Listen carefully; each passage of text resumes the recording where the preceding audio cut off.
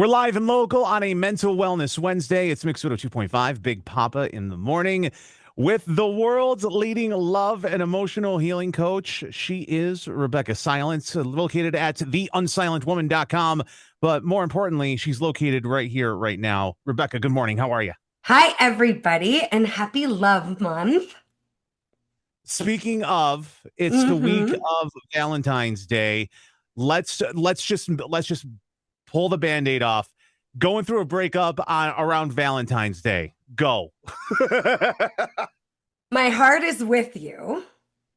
And let's think about this two ways that maybe haven't occurred to you yet. If you're in a breakup moment, that does not mean you aren't worthy of love. That does not mean that you're not wanted, chosen, or enough. That does not mean that your current relationship status is determining your future.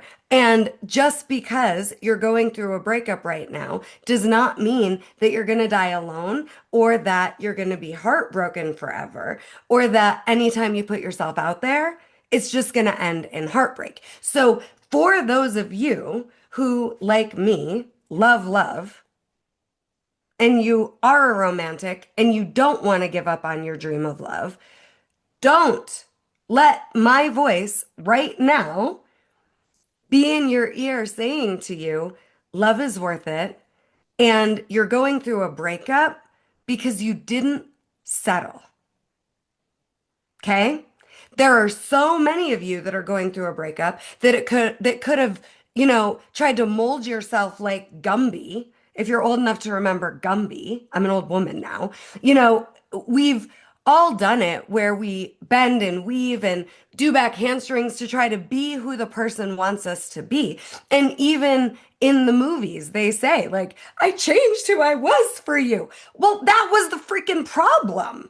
Right? Right. If you change who you are for somebody, there is no real relationship. So many of you could have actually made this relationship drag out longer if you would have jumped through more hoops or continually abandoned yourself, betrayed yourself, or changed yourself so this person would want you. And that isn't love, and that isn't good enough for you. So you broke up because you weren't willing to settle. And I know that doesn't make the sting any less painful, but I need you to recognize it. I remember coaching a single mom once, and it was Valentine's Day, and she had just gone through a breakup. And I was like, listen, she'd never gotten married.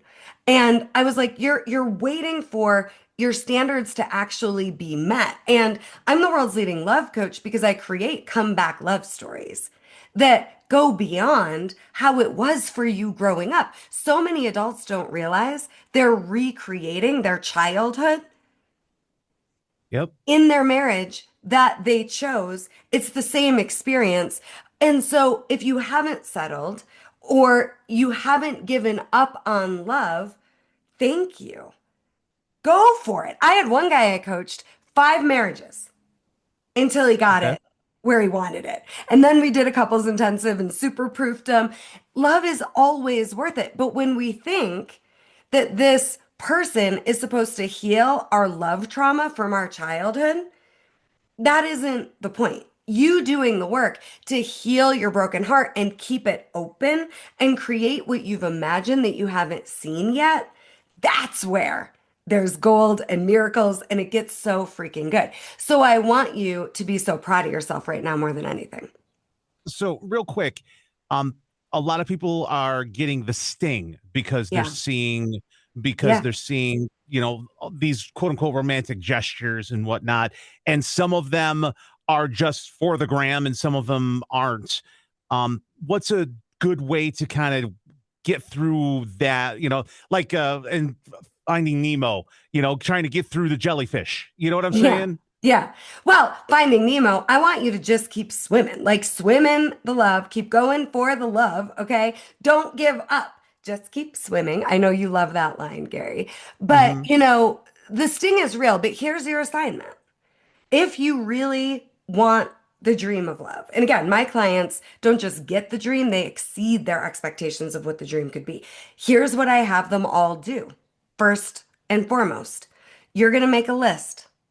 You're literally going to get out a pen and a paper and you're going to write down all of your requirements, all of your standards, all of what you want in your dream relationship. And I'm not talking about 6'2", six pack abs. You can put that if you want, but what qualities do you want this person to have? They value their health. They have a healed relationship with their family and their childhood. They have money and enjoy their career. They have a relationship with spirituality or religion, whatever it might be. Make your list. My list, when I called in Mark, my second husband, first marriage was a goddamn dumpster fire. This one, my list was 11 pages front and back.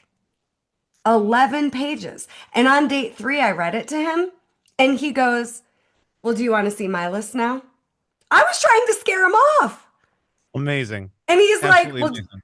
do you want to see my list? His was a half a page. Mine was essentially 22 pages. I am not saying you have to go that deep, but I do want you specific and I do want you to have a list. So your job is to make a list. Part 1. Part 2, look at that list and make sure you are all those things.